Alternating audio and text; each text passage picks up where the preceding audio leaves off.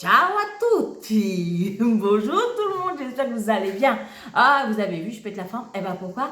Parce qu'on va se faire une recette avec des accents italiens, comme mi piace tantissimo. Voilà, on va se mettre de la mozzarella, on va se mettre de la tomate, on va se mettre du basilic, tout ce que j'aime.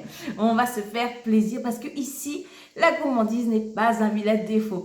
En tout cas, si tu es nouvelle sur cette chaîne, tout d'abord, bienvenue à toi. Tu verras, je suis un peu fada, très gourmande et très bavarde. Mais n'hésite pas à t'abonner, n'aie pas peur, non surtout. Bon, aujourd'hui, on va se faire un super croque. Tu vas voir, je te mets le défilé de la recette.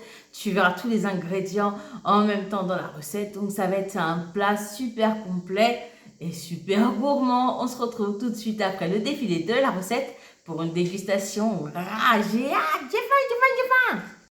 Tu vas d'abord éplucher ta carotte, la couper en tronçons et la passer dans le robot afin d'obtenir une poudre de carotte, un peu comme pour le taboulé de carotte. Ensuite, tu pèses 35 g de maïzena. Ça correspond à 2 belles cuillères à café de maïzena. Tu vas y rajouter, bien sûr, ta carotte mixée finement. Voilà, tu vois, il y a une belle quantité avec une seule carotte.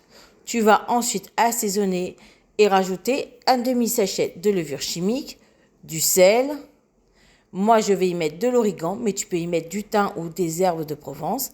Et bien sûr, une cuillère à café de concentré de tomate. Et on n'oublie pas notre œuf qui va lier tout ça. On mélange un peu et ensuite, on va passer au bras plongeant histoire de rendre ça bien lisse. On tamise des petits moules pour aller au four. On répartit notre préparation et on va enfourner 20 minutes à 220. Comme tu peux voir, à la sortie du four, il se démoule très facilement grâce au papier. Tu peux voir, ils se démoulaient facilement. Hein, donc là, je les ai laissés un peu refroidir. On dirait du pain de mie, c'est rigolo. J'adore la couleur orange. Je la trouve très appétissante. Et puis avec le concentré de tomate, ça lui donne une belle couleur. Pour moi, en tout cas, je salive déjà. Voilà. Donc là, je vais m'occuper de couper mes tomates, ma mozzarella. Je vais monter tout ça et puis je vais le mettre au four, histoire que la mozzarella fonde un peu. Bah oui, c'est comme ça qu'on aime.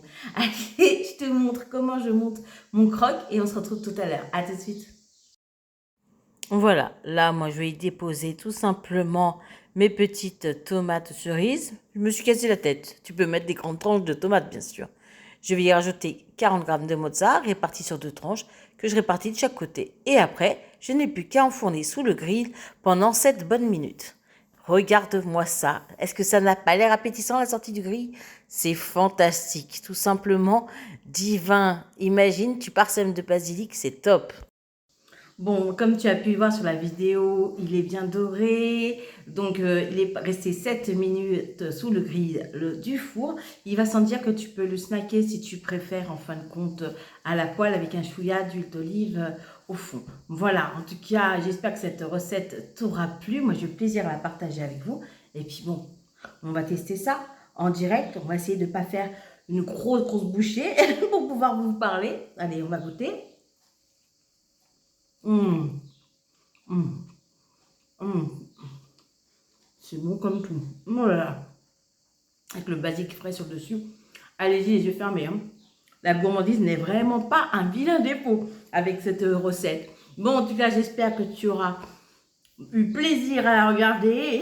Parce que moi, j'ai eu plaisir à la faire, à la partager avec toi. Et surtout, je prends beaucoup de plaisir à déguster tout ça. Je te dis à bientôt pour de nouvelles vidéos. Et je te fais de gros bisous. Ciao, ciao.